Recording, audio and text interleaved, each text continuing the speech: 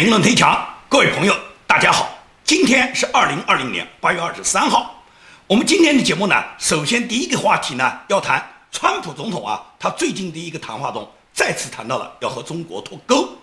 关于和中国脱钩这个问题啊，一直可以讲是在川普总统他的这个心头啊是来回徘徊的，也就是他始终很难下掉跟中国脱钩这个决心。大家都知道，中美建交40年来，美国和中国之间的这个关系呢，自从这个中美之间友好以后，也就是大量的中国已经外派到大量的学者啊、专家啊，很多普通的留学生进入美国学习以后，在整个80年代，也就是中美建交的前10年，双方是一种友好状态。这个友好状态呢，美国呢给中国提供了大量的帮助。那么到了90年代以后，虽然有8964的这个影响，但是老布什总统很快就恢复了跟中共之间的经贸关系。到了克林顿接任以后，克林顿已经把对中国最惠国贸易待遇跟人权已经永久脱了钩，然后把中国拉进了 WTO。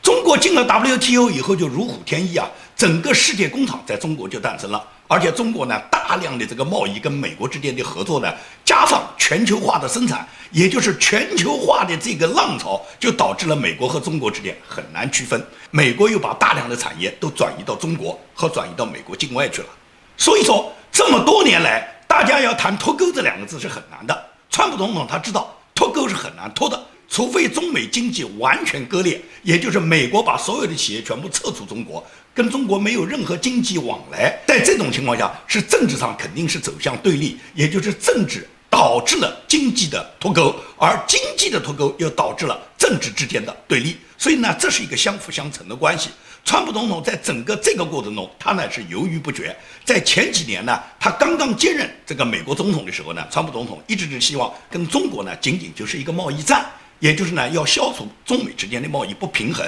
川普那时候从来没想过跟中国之间呢不发展贸易。那么既然发展贸易啊，脱什么钩呢？就不可能脱钩，不脱钩就变成了中美之间只可能是竞争或者是战略伙伴。那么大不了是什么？是竞争对手，而这种竞争对手是商业上的竞争，政治上还得合作啊。那么所以说就不可能成为敌人，不可能成为敌人的话，那就不可能谈什么脱钩。只要是中美之间有经济捆绑，那必然是什么？必然大家贸易之间是互相融合的。在这种情况下，川普原来想象的是通过一个中美贸易协议制定了贸易相对的平衡以后，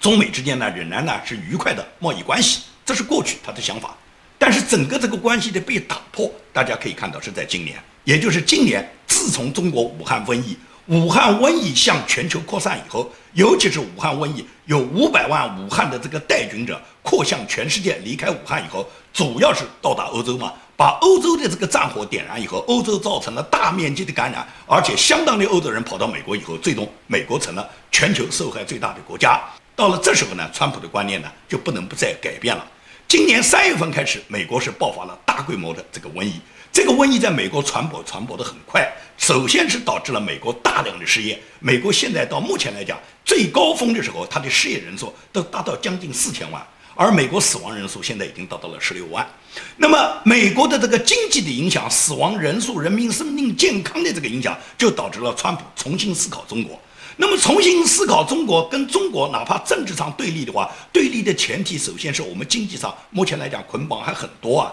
也就是美国的企业没有全部撤出来。尽管川普总统号召美国的企业，请你们撤回美国，你们搬迁的费用美国政府全部为你们买单，但是美国的资本家他不听川普的。他不是像中国这种专制国家，这个国家一声号令，哪一个人也不敢不把自己在国外投资的资本撤回来。中共只要号令了，没有哪一个人敢不撤呢？如果中共要求所有在美的企业，你们在1个月之内给我全部撤掉，你看中国的企业没有哪一家敢不撤。但是美国总统讲了没用，哪怕政府给钱没用，因为美国的资本家比总统牛。所以说，美国现在还有大量的产业都在中国，总统要他们撤，他们不撤。他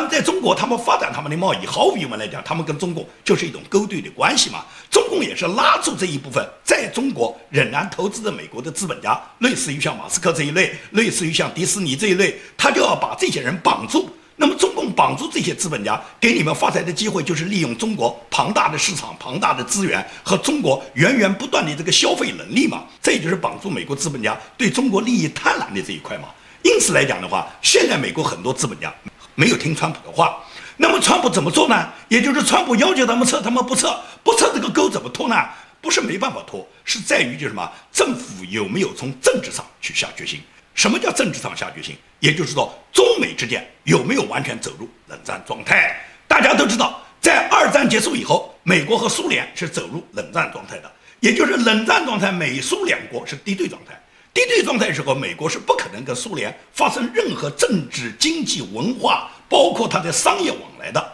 那么，由于没有这些往来，两国属于敌对状态，实际上就是一种军事竞赛，也就是前苏联和美国实际上就是在国防上面进行了一个军事比赛。而在这个军事比赛的过程中，苏联由于国力匮乏，他玩不过美国，最终里根总统用星球大战耗干了全苏联，他最后的那几个卢布，完了以后，这个苏联就解体就崩溃了。这是指苏美之间他们完全进入冷战状态。那么中美之间会不会进入冷战状态？我觉得是一定要进入冷战状态了。只有进入了冷战状态，中国已经成为美国的敌人，是敌对方的时候，这时候你再跟敌人做生意，毫无疑问来讲，美国就有很多法律可以处罚你了。过去美国没有适用这种法律的时候，美国的资本家到中国去做生意是天经地义的。但是，一旦转入敌对方，那就是另外一回事了。那会不会转入敌对方呢？我觉得有几个信号是最典型的。第一个就是撤销掉休斯顿总领事馆，一个国家把另外一个国家的外交的总领事馆撤销，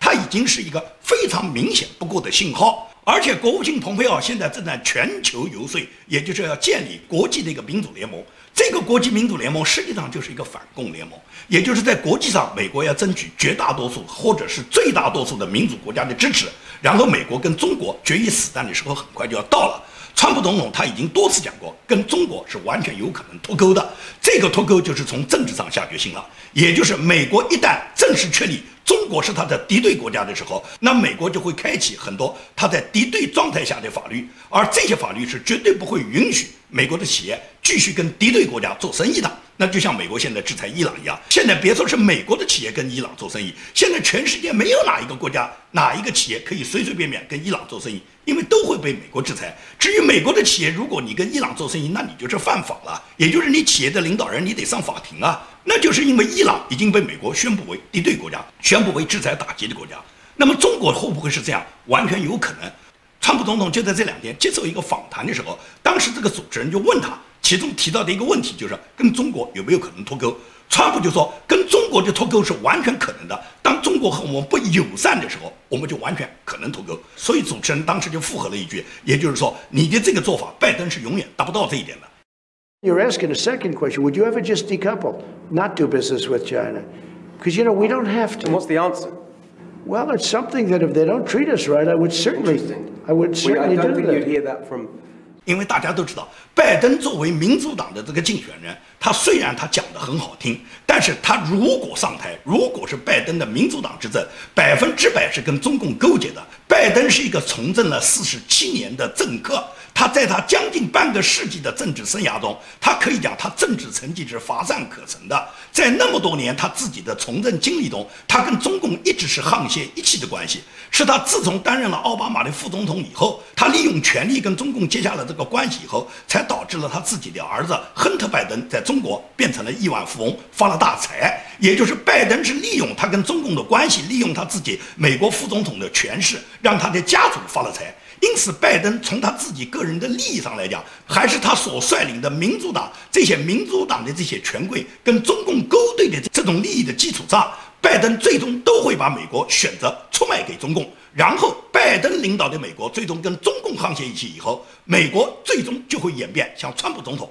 他所指出的委内瑞拉。所以说，拜登如果执政，对美国来讲就是噩梦。因此呢，全力支持川普呢，是我们所有爱好自由和平，希望美国重塑价值观，希望美国再次伟大，也希望在川普总统领导下能够粉碎中共、打败中共所有这些人的心声。所以说，川普总统讲脱钩，我觉得脱钩的可能性是完全存在的。因此，川普总统在准备脱钩的过程中，他是不断的去一步一步去推进的。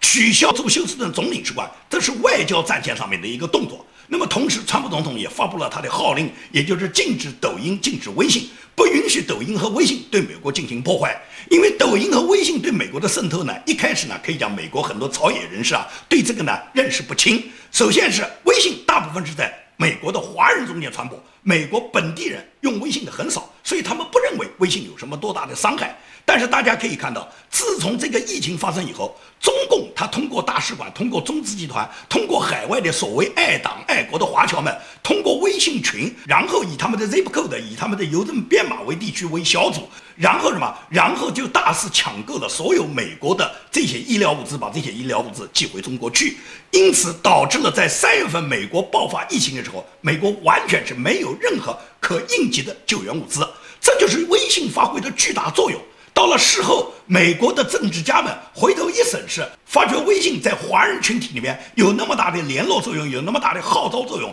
有那么大的一个联系作用的时候，他们就知道这个微信对美国实际上伤害是非常非常大的啊！就通过一个微信就可以调动全美的华人，然后一起来达到中国政府想办的那件事啊！如果中国政府跟我们是敌对的，他就会煽动起所有这些华人，然后来对抗美国政府啊！因为爱党爱国的华人有的是啊，所以说这是微信的伤害。这是通过整个疫情才能够体现出来。如果没有爆发这个疫情，所有美国人根本就不在意中国人喜欢用的你们那个微信软件，你们不过是亲朋好友晒晒朋友圈，谈吃谈喝谈天谈地，谈谈歌颂共产党，谈谈作为什么爱国华人你多么自豪。所以说美国人不大理会这个事。但是当对他的国家安全产生威胁的时候，美国的议会、美国的议员们、美国的政治家们就认识到微信是绝对要把它封堵住的，这是指微信。那么抖音的破坏，美国人感受就非常深了，因为抖音呢，它主要是美国的年轻人下载的很多，在美国现在已经有几千万美国的年轻人都在使用抖音，光今年现在在使用的活跃的这个抖音用户就不小于1亿。那么多美国人在用抖音的过程中，那么抖音的控制方也就是中共啊，中共实际上就是抖音的总导演啊，也就是中共会安排他的各种思维的红色思维的意识形态，通过抖音这个媒体这个社交媒体向所有的美国人，尤其是向目标人群去发送那些仇恨。发送什么仇恨？比方说他要破坏掉川普的大选，他必然是根据那些用户你们自己的喜好习惯，然后给你发送一些短影片，这些影片毫无疑问来讲是抹黑川普，然后去歌颂他们什么黑命贵啊，歌颂共产主义安提法啊，然后给黑人，给每一个抖音用户按照你的口味，你喜欢什么，他就会给你发送什么样的段子。但是在这个段子里面，他都会给你带一个风向，带这个风向最终就是大家都仇恨川普，然后把川普搞掉，不能让川普再次当选。这就是抖音对美国大选的一个直接破坏。因此呢，就有一个资料片是完全介绍了抖音和微信对美国是怎么产生破坏的。8月6号签署了行政令，下令45天后，任何美国人或任何美国企业都禁止与 TikTok 及其母公司字节跳动、微信及其母公司腾讯做生意。这一记重拳打击中共，跟中共多年来盗窃美国的知识产权、共产主义意识形态渗透、企图干预美国大选有关。6月以来，中共假借非裔男子弗洛伊德遭遇警报死亡之际，影响操纵美国人上街搞打砸抢暴力活动，打击川普，阻止他连任。中共驻休斯敦领馆投诚的官员向美国 FBI 披露了中共是如何利用 TikTok 煽动、支持黑人命贵和安提法组织暴动的。中共军队总参二部征用某大网络公司的人，用假身份到休斯敦总领馆，利用 TikTok 影音平台的后台数据，替黑人命贵和安提法组织助攻，给非裔定点传送度身订造的暴动组织宣传短片，就是将大数据武器化，煽动暴动。中共精准定点推动相关资讯给最可能参加暴动的人，一般人想搜寻也找不到这些短片。中共病毒爆发以来，中共加速对美国的科技盗窃，特别是针对研发新冠病毒疫苗有关单位，中共黑客攻击频繁。对于中共利用美国的开放和民主机制对美国发动暗战，川普总统表示够了。川普在命令中说，微信和 TikTok 都会自动从用户方获取大量讯息，例如位置数据、搜索历史记录等，这使得中国共产党可访问美国人的个人隐私信息，使中共能跟踪联邦雇员和承包商的位置，建立个人信息档案以进行勒索，并进行商业间谍活动。而总部设立在中国的 TikTok 和微信都无可避免地向中共提供使用者的资讯。那么我们看完这个资料片，我们就很清楚，抖音和微信对美国的破坏是重大的。那么在这种情况下，川普总统他肯定是要把抖音和微信都禁掉。问题是你这边要禁，那美国就有一些华人律师在中共的指导下，他就会利用美国言论自由，利用美国宪法里面的武器去起诉你川普。现在美国呢已经有5个华人律师，这5个华人律师呢，他们在8月份呢，在川普总统正式宣布要对抖音和微信禁止以后，他们呢就宣布他们要在美国成立一个微信用户的联合会。然后这个联合会呢，他们向美国呢就是公众募捐这个钱以后呢，他们目的就是来打官司，起诉美国联邦政府，起诉川普，向联邦法院发起公诉以后呢，就是反对美国政府下达对微信的禁令，也就是他们要维护微信在美国继续使用。简单来讲，这就是中共在背后所做的动作。因为抖音有可能是美国要进行收购的，那么收购的条件还在谈，但是微信是没有人收购的，美国就是要禁掉微信，不允许你在美国用。但是现在在美国的受中共操纵的有5个华人律师，他们已经组织了这个微信美国用户的联合会。这个联合会呢，准备呢向美国联邦政府呢发起诉讼，反对川普总统呢禁用微信。这毫无疑问来讲，也就是川普总统的这个动作肯定是打疼了这些人，不然这些人呢是不会这么去做的。但是这就可以看出，美国对中国这个脱钩啊，它是一个战略部署。这个战略部署它是分阶段走，也就是一个小的战役一个小的战役在举行。那么取消休斯顿总领事馆，这是外交上的战役；那么封堵中国的社交媒体，就是抖音和微信，这是在意识形态防止渗透的一个战役。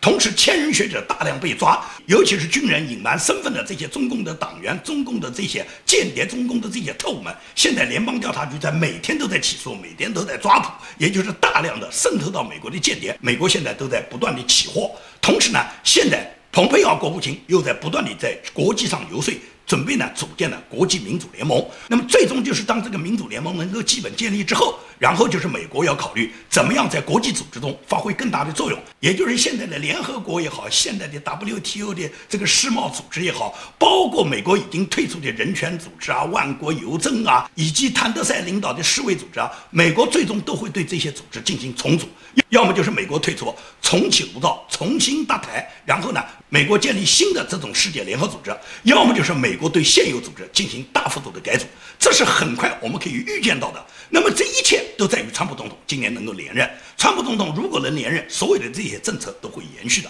如果是拜登登台，那就全部完了。也就是拜登一旦上台，那么整个美国社会他马上会迅速的向自由主义、向共产主义、向委内瑞拉滑坡。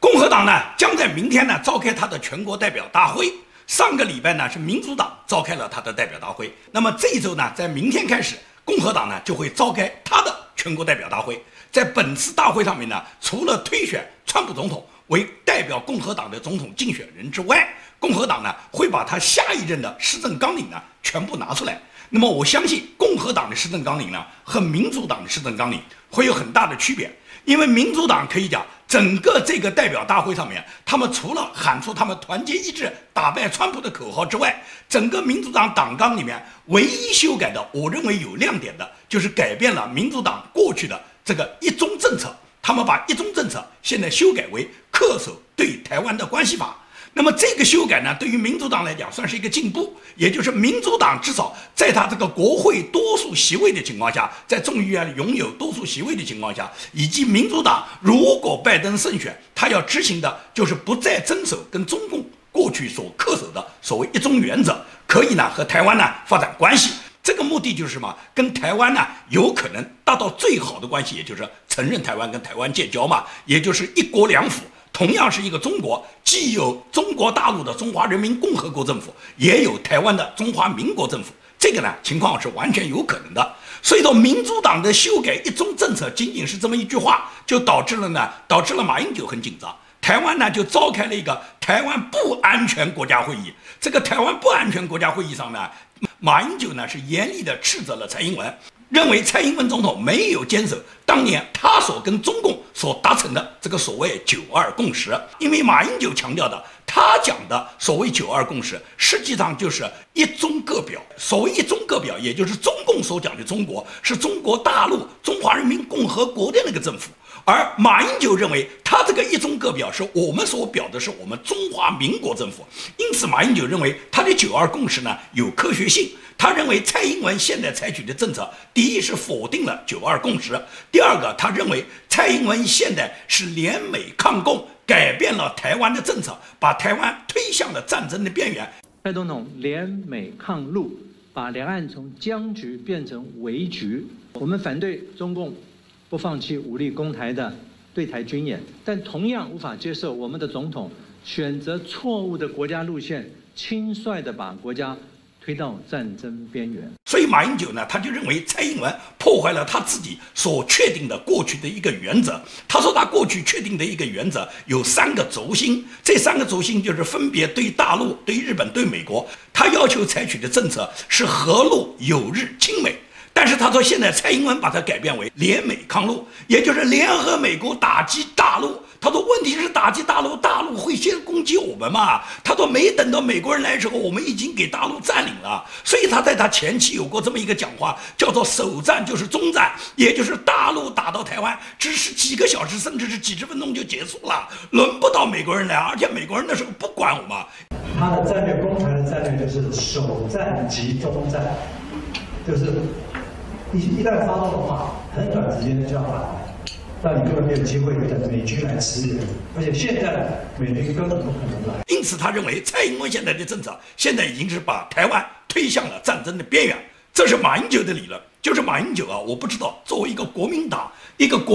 的领导人，一个曾经担任过台湾总统的这个马英九，怎么那么怕共产党的？怎么那么怕共产党？怎么特别怕共产党马上就要打到台湾来？他现在的言论通通都是帮助共产党在恐吓台湾人民。自从中华民国移到台湾以后，台湾的历任总统，从蒋介石到蒋经国，到李登辉到陈水扁，到他马英九，到他蔡英文，这么几任总统里面，唯一怕中共的就是马英九，唯一要求联共的就是马英九。我不知道作为国民党的子孙，作为国民党的曾经出任过台湾总统的马英九，你跟共产党有那么深的感情吗？为什么那么惧怕共产党？什么叫首战就是终战？什么叫做美国不可能来帮助我们？而且认为蔡英文现在联美抗共有什么不对吗？现在对台湾来讲，就是要守护台湾的民主价值观，守护台湾民主的价值观，就一定要粉碎中共对大陆的这个专制统治。共产党一天对大陆人民进行奴役，共产党一天在大陆实现他的这个专制统治，共产党一天就要虎视眈眈来消灭台湾，来武统台湾。所以说，只有把共产党这个政权铲除掉了，台湾从此和平，台湾就再也不会担心有谁会来侵吞台湾，有谁来武力攻击台湾了。美国人也完全没有必要这时候来联理台湾来抗击共产党。只要把共产党铲除了以后，大陆和台湾都是共同的民主架构、民主体制，那么你觉得是不是整个亚洲、台海以及太平洋区域的和平就完全实现了呢？所以说，民主党修改的这个一中政策啊，可以讲共产党现在反应没有那么大，但是台湾国民党马英九的反应那么大，这是完全出乎于我的意料的。因为美国这个民主党严格意义上来讲，我觉得它就是一个大杂烩。我觉得民主党没有什么自己的价值观。对于美国民主党来讲，我看来看去，我觉得美国民主党是全球属于不多的一种政治怪胎，一种政党怪胎。为什么我说它是一种政党怪胎呢？也就是在现实生活中不可能大家共处，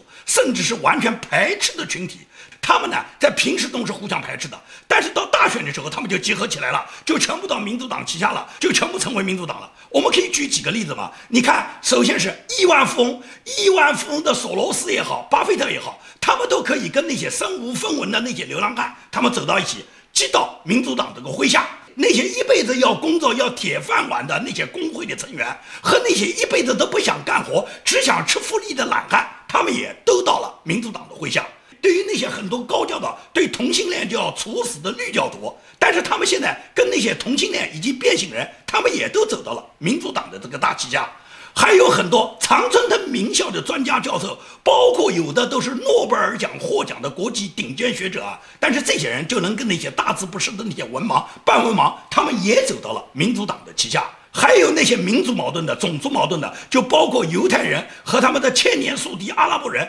他们也通通都是在民主党的旗下。至于价值观上来讲呢，有很多共产主义思维的无神论者和各种邪教徒，他们也都在民主党的这个旗下。那么包括一些对社会管理要求政府是大政府统一管理社会的共产主义信徒和那些打砸抢的暴徒，他们也走到一起。还有就是相当一批那些反对公民拥枪和要求取消警察局的人，这些人也都到了民主党的旗下。你觉得这些人不是对立的吗？包括那些高喊的反对种族歧视和定制那种爱西爱五案的歧视亚裔、歧视白人入学政策的人，这些人也都在民主党旗下。所以说，我说这些人，他们本身在现实社会中本来是处于两极、处于对立的人，为什么到了大选时候，他们就能自动接到民主党这个大旗之下呢？是因为这些人他们有一个目标，也就是他们共同的仇视那些坚持传统基督教文化、保守主义价值观的人群，而这些人群绝大部分人都是保守的共和党人。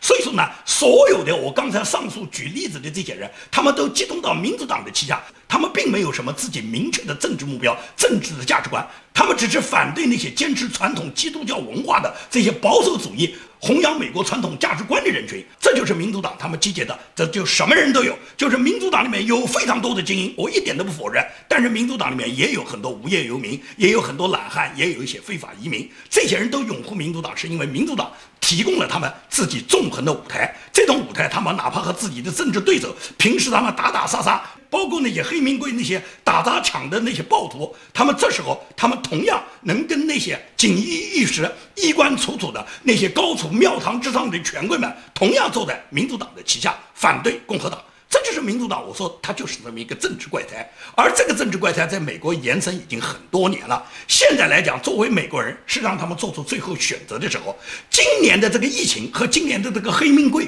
我相信给很多人上了一课，很多人都明白。如果美国是像安提法所号召的，美国坚持的这种黑名贵的打砸抢的运动，破坏美国的法治，颠覆美国的价值观，颠覆美国的社会制度，那美国演变成南非，演变成委内瑞拉，这只是一个时间问题了。所以今天到了美国人民要做出自己认真选择的时候了，还有几个月美国就要进行大选了。那么大选时候，你是投川普，是让川普带领着美国制造美国再次伟大，消灭共产主义，消灭共产党，还是你选择拜登，让拜登引进中国，最终把美国演变成委内瑞拉？